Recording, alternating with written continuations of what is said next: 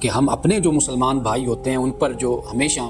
گستاخی کی اور کفر کی اور ارتداد کی تلوار لٹکائے رکھتے ہیں، کسی کے منہ سے کوئی جملہ نکل گیا، کوئی بات نکل گئی، کسی نے کچھ کہہ دیا، کچھ لکھ دیا، کوئی ایسا معاملہ ہو گیا تو ہم اس کو کافر قرار دے کر، مرتد قرار دے کر اس کی جان کے دشمن بن جاتے ہیں۔ تو یہاں پر یہ حدیث ہماری رہنمائی کرتی ہے کہ انہوں نے عرض کی یا رسول اللہ میں نے جو بھی کیا کفر ارتداد کی وجہ سے نہیں کیا، تو لہٰذا جو کوئی ارتکاب کرنے والا ہے اس کی نیت، اس کے الفاظ معتبر ہوتے ہیں۔ جس نے اپنے مسلمان بھائی کو کافر کہا تو یقیناً ان دونوں میں سے ایک کے ساتھ لوٹا کہ نبی اکرم صلی اللہ علیہ وسلم برے فیصلے اور دشمنوں کے ہنسنے سے اللہ کی پناہ مانگتے تھے۔ رسول اللہ صلی اللہ علیہ وسلم نے ایسے قاضیوں کو بھی جہنم کی وعید سنائی ہے کہ جو جان بوجھ کر غلط فیصلے کرتے ہیں، کہ رسول اللہ صلی اللہ علیہ وسلم نے فرمایا کہ اللہ تمہاری 3 باتوں سے راضی ہوتے ہیں، ان اللہ یرضی لکم ثلاثا، اور ویسخط لکم ثلاثا، اور 3 باتوں سے ناراض ہوتا ہے۔ درس حدیث میں آج ایک میں نے گزشتہ درس میں یہ بات بیان کی تھی کہ ایک طویل حدیث ہے، اس کو ہم انشاءاللہ ابھی پڑھتے ہیں، اس لیے درس حدیث ہم نے اختتام کیا تھا کہ چونکہ یہ ذرا حدیث لمبی ہے تو ہم آج اس حدیث کا مطالعہ کرتے ہیں۔ سیدنا علی المرتضیٰ رضی اللہ تعالی عنہ سے روایت ہے کہ نبی اکرم صلی اللہ علیہ وسلم نے مجھے اور زبیر بن عوام کو بھیجا۔ زبیر بن العوام، ایک اور صحابی کا بھی ذکر ہے حضرت مقداد کا، یہ تیسرے صحابی، لیکن یہاں پہ حضرت علی نے اپنا اور حضرت زبیر بن العوام کا ذکر کیا، لیکن ایک اور مقام پر صحیح بخاری کی حدیث نمبر 3007 ہے، 3007، اس میں حضرت مقداد کا بھی ذکر ہوتا ہے کہ بھیجا ہم دونوں گھڑ سوار تھے، یعنی ہم اچھا گھوڑا چلا لیتے تھے، حضرت علی رضی اللہ تعالیٰ عنہ، حضرت زبیر بن العوام، حضرت مقداد۔ آپ نے فرمایا کہ یعنی رسول اللہ صلی اللہ علیہ وسلم نے فرمایا چلتے رہو یہاں تک کہ تم فلاں فلاں جگہ روضہ خاخ پہنچ جاؤ۔ یہ روضہ خاخ ایک جگہ ہے، یعنی جب مدینے سے نکلو مکہ کی طرف تو راستے میں یہ جگہ آتی ہے، روضہ خاخ پہنچ جاؤ۔ تو فرمایا کہ وہاں تمہیں ایک عورت ملے گی جس کے پاس حاطب بن ابی بلتع، یہ ایک صحابی ہیں حاطب بن ابی بلتع، یہ بدری صحابی ہیں، کا مشرکین کے نام خط ہے۔ حضرت حاطب بن ابی بلتع نے ایک خاتون جو مکہ جا رہی تھی اس کو خط دے دیا تھا اور یہ کہا تھا کہ بھی جا کر یہ مشرکین کو دے دینا، چونکہ رسول اللہ صلی اللہ علیہ وسلم کا ارادہ تھا کہ آپ فتح مکہ کا پروگرام بنا رہے تھے، تو آپ نے چند اپنے صحابہ کو اس کا ذکر کیا تھا کہ بھئی یہ ہم عنقریب انشاءاللہ ہم مکہ کو فتح کریں گے۔ حضرت حاطب نے یہ خبر جو ہے یہ اس خاتون کو لکھ کر دے دی، خط دے دیا، لیٹر دے دیا، اور اسے کہا کہ جا کر یہ مشرکین کو دے دینا۔ تو فرمایا رسول اللہ صلی اللہ علیہ وسلم نے کہ تمہیں ایک عورت ملے گی جس کے پاس حاطب بن ابی بلتع کا مشرکین کے نام خط ہے، اسے میرے پاس لاؤ، وہ خط میرے پاس لے آؤ۔ اب یہاں پر یا اس خاتون کو میرے پاس لے آؤ۔ اب یہاں پر یہ بات ہے کہ رسول اللہ صلی اللہ علیہ وسلم کو اللہ سبحانہ و تعالیٰ نے یہ خبر فرمائی تھی کہ ایک خاتون اس طرح خط لے کر جا رہی ہے، تو رسول اللہ صلی اللہ علیہ وسلم نے حضرت علی کو، زبیر بن العوام کو، مقداد کو بھیجا۔ اب حضرت علی فرماتے ہیں کہ ہم نے اسے اس حال میں جا پکڑا کہ وہ اپنے اسی طرح کے اونٹ پر سوار تھی جیسے نبی صلی اللہ علیہ وسلم نے ہمیں بتایا تھا، یعنی جیسے رسول اللہ نے ہمیں خبردار کیا، بتایا کہ خاتون ہے کہ جو خط لے کر جا رہی ہے تو اسے لاؤ، تو جیسے جیسے رسول اللہ صلی اللہ علیہ وسلم نے فرمایا تھا بالکل ویسے ہی معاملہ ہوا، یعنی وہ اونٹ پر سوار تھی، تو ہم نے اسے کہا کہ تیرے پاس جو خط ہے وہ نکالو، تو اس نے کہا کہ میرے پاس کوئی خط نہیں۔ ہم نے، حضرت علی فرماتے ہیں کہ ہم نے اس کی اور اس کے اونٹ کی تلاشی لی تو کچھ نہ ملا، ما ارا فقال صاحبی، تو میرے صاحب نے کہا، یہ حضرت علی فرما رہے ہیں۔ اب صاحب سے مراد زبیر بن العوام ہے یا مقداد ہے، نام نہیں لیا۔ فرمایا کہ میرے صاحب نے کہا ما ارا، کہ میرا خیال تو یہ ہے کہ فقلت ما اراک، نہیں میں دیکھتا، یعنی صاحب نے کہا کہ اس کے پاس مجھے لگتا ہے خط نہیں ہے۔ حضرت علی کیا فرماتے ہیں؟ فرماتے ہیں فقلت، میں نے کہا ما کذب النبی صلی اللہ علیہ وسلم، کہ نبی اکرم صلی اللہ علیہ وسلم نے جھوٹ نہیں بولا۔ والذی نفسی بیدہ، اور مجھے اس ذات کی قسم جس کے ہاتھ میں میری جان ہے، کہا کہ خط نکالو ورنہ میں تجھے ننگا کر دوں گا۔ یہ حضرت علی رضی اللہ تعالیٰ عنہ نے اس خاتون سے کہا، اور پہلے یہ فرمایا کہ نبی اکرم صلی اللہ علیہ وسلم جھوٹ نہیں بول سکتے، آپ نے جو فرمایا وہ سچ ہے، وہ حق ہے۔ یہ حضرت علی نے فرمایا۔ پھر اس خاتون کی طرف متوجہ ہوئے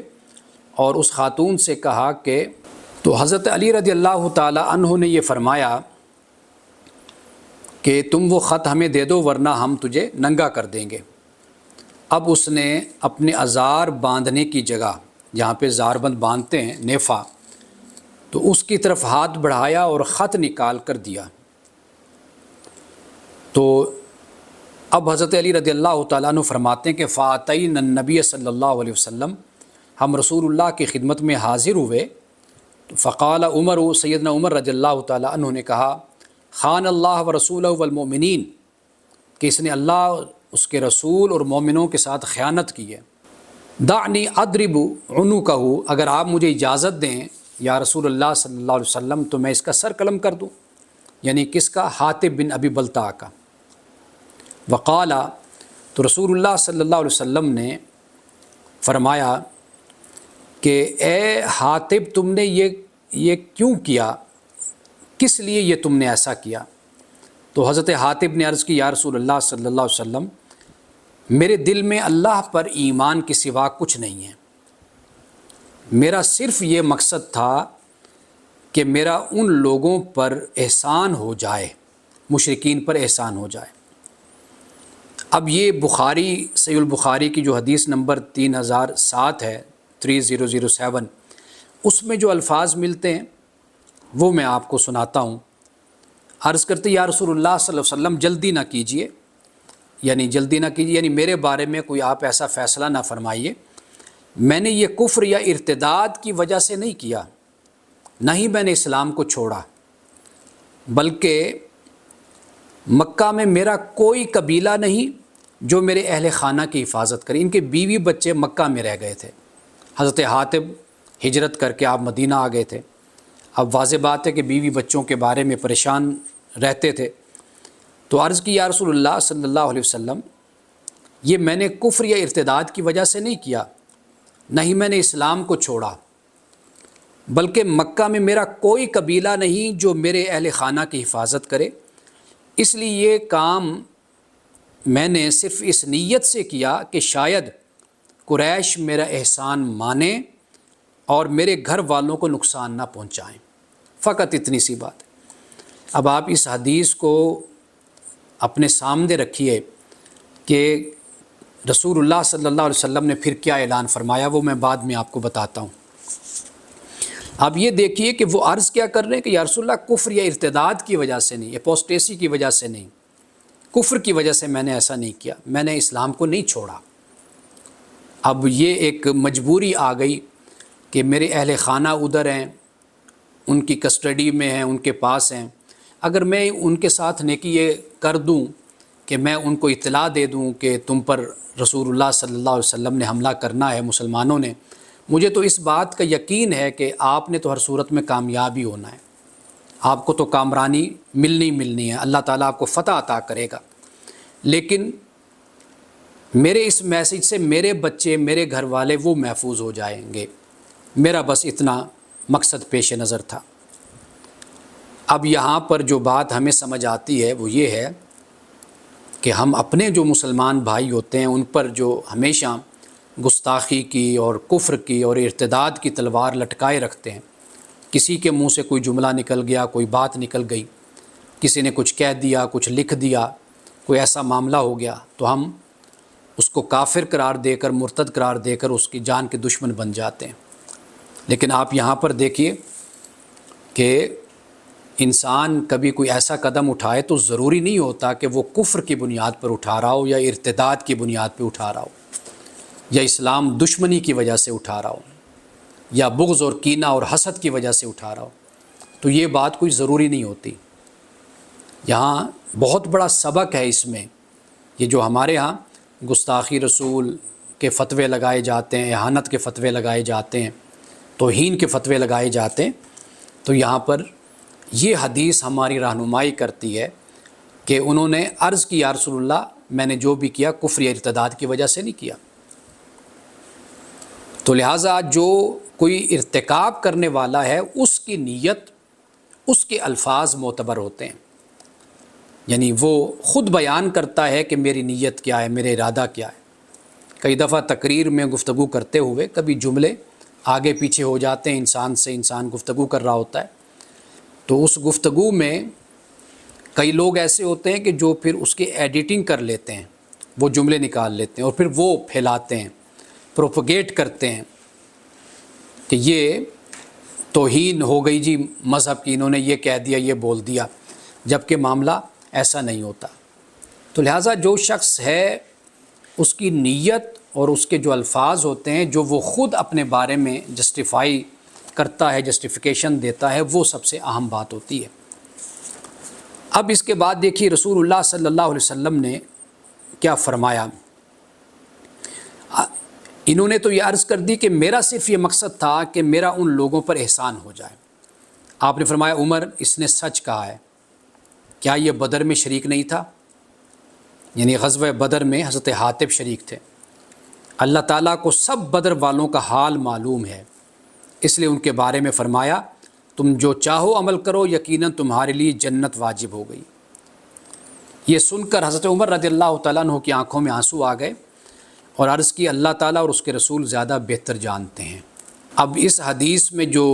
سبق اور نصیحت ہے وہ میں نے آپ کے سامنے رکھ دی ہے، یہ سب سے اہم بات ہے۔ اور یہ میں ہمیشہ کہتا ہوں کہ نعوذ باللہ گستاخی یا اہانت وہ بنا کرتی ہے کہ جب ایک شخص ارادتاً جان بوجھ کر کرے اور مانے اور تسلیم کرے اور پھر اس پر ڈٹا رہے کہ ہاں یہ میں نے کیا ہے اور میں نے اسی ارادے سے کیا ہے، اسی نیت سے کیا، تو اس کو تو کہا جا سکتا ہے نعوذ باللہ کہ یہ گستاخی ہے۔ اگر وہ شخص اپنی بات کو جسٹیفائی کر رہا ہے اور کہتا ہے کہ بھئی مجھ سے غلطی سے یہ بات میرے منہ سے نکل گئی ہے، یا کوئی نفسیاتی مریض ہوتا ہے، کوئی پاگل ہوتا ہے، ایب نارمل ہوتا ہے، کئی قسم کی باتیں زبان سے نکل جاتی ہیں، تو یہ حدیث اگر ہم پڑھیں تو اس سے ہمیں یہ سبق اور یہ تعلیم ملتی ہے۔ اب مثال کے طور پر میں آپ کو ایک مثال دیتا ہوں کہ ایک محلے میں ایک نوجوان جمعے کی نماز پڑھنے آیا، جمعے کی نماز پڑھنے کے بعد وہ کھڑا ہو گیا اور اس نے کہنا شروع کر دیا کہ میں خدا ہوں، مجھ پر ایمان لاؤ، اور مجھ پر ایمان نہیں لاؤ گے تو جنت میں تمہیں نہیں میں بھیجوں گا۔ اب وہ لوگ کئی اس کی طرف دوڑے، اس کو مارنے کے لیے، پیٹنے کے لیے، قتل کرنے کے لیے، تو لیکن یہ ہے کہ اس مسجد کے جو امام ہیں انہوں نے لوگوں کو روکا کہ بھئی اگر یہ شخص ایسے الفاظ اپنے منہ سے نکال رہا ہے تو یہ کوئی نارمل انسان تو نہیں ہو سکتا، اسے پتہ ہے کہ یہاں پر 500، 1000، 2000 مسلمان جمعہ پڑھ رہے ہیں، تو وہ ایسی بات اگر مسلمانوں کے درمیان، جب کہ اس کو پتہ ہے کہ بھئی اس کا جو نتیجہ ہوگا وہ کتنا خطرناک نکلے گا، تو اس کے باوجود بھی اگر وہ یہ باتیں منہ سے نکال رہا ہے تو یہ کوئی پاگل انسان ہی ہے، نفسیاتی مریض ہے۔ لیکن چند لوگ وہاں پر ایسے غیور مسلمان اور غیرت مند تھے موجود کہ جن کا کہنا تھا کہ اس کو اسی وقت مار دو، قتل کر دو اس کو، لیکن وہ امام صاحب انہوں نے بچایا اور اس کو پولیس کی کسٹڈی میں دے دیا۔ اور وہ امام صاحب کا کہنا یہ ہے کہ امانت صاحب آپ کے پاس بیٹھنے سے مجھے یہ فائدہ ہوا کہ میں نے اس وقت بڑی ہوش مندی سے، سمجھداری سے اس مسئلے کو حل کیا، ورنہ اگر میں آپ کی صحبت یا آپ کے ساتھ بیٹھنا یا مسائل پر ڈسکس کرنا، گفتگو کرنا اگر آپ کے ساتھ نہ ہوتا یہ معاملہ تو شاید میں خود آگے بڑھ کر اس کو قتل کر دیتا، اس کو مار دیتا۔ تو اگر ایک مسلم معاشرے میں جہاں اکثریت مسلمانوں کی ہے، وہاں پر اگر کوئی اس طرح کی حرکت کر رہا ہے جان بوجھ کر ارادتاً، وہ کہتے جی ہاں میں نے یہ کیا ہے، تو وہ بیوقوف شخص ہے، نفسیاتی مریض ہے، اس کا کوئی علاج ہونا چاہیے۔ لیکن ویسے اگر کوئی اپنی بات کو جسٹیفائی کرتا ہے، کہتا ہے جی منہ سے نکل گئی بات، میں یہ چاہتا نہیں تھا کہنا، یہ بے ارادہ نکل گئی ہے، یا مثال کے طور پر مجھ سے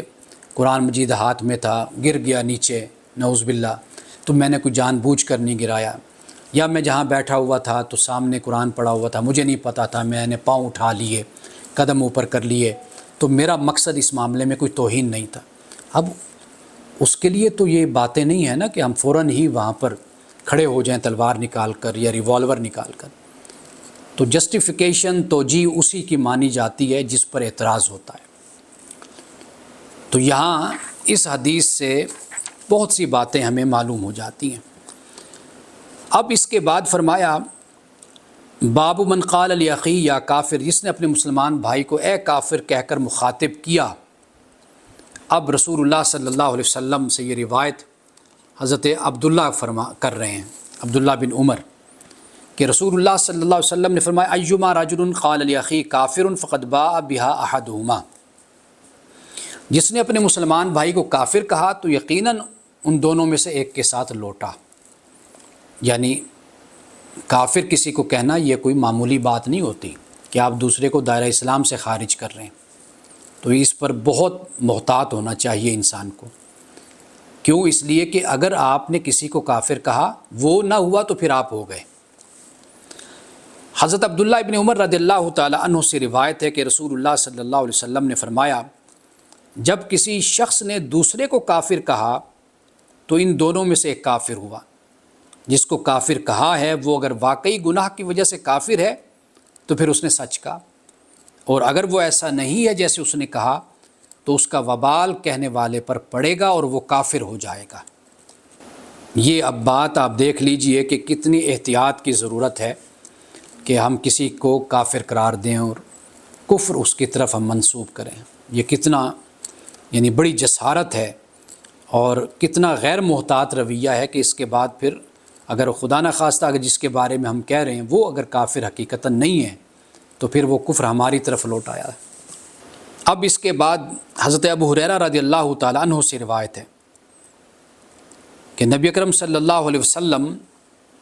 برے فیصلے اور دشمنوں کے ہنسنے سے اللہ کی پناہ مانگتے تھے۔ یعنی برا فیصلہ کہ انسان غلط فیصلہ کرے، رسول اللہ صلی اللہ علیہ وسلم نے ایسے قاضیوں کو بھی جہنم کی وعید سنائی ہے کہ جو جان بوجھ کر غلط فیصلے کرتے ہیں۔ تو فرمایا کہ برے فیصلے اور دشمنوں کے ہنسنے سے اللہ تعالیٰ کی پناہ رسول اللہ صلی اللہ علیہ وسلم مانگا کرتے تھے۔ دشمنوں کا ہنسنا یہی ہوتا ہے کہ انسان کمزور ہو جائے، مالی لحاظ سے ہو جائے، یا کسی بیماری کا شکار ہو جائے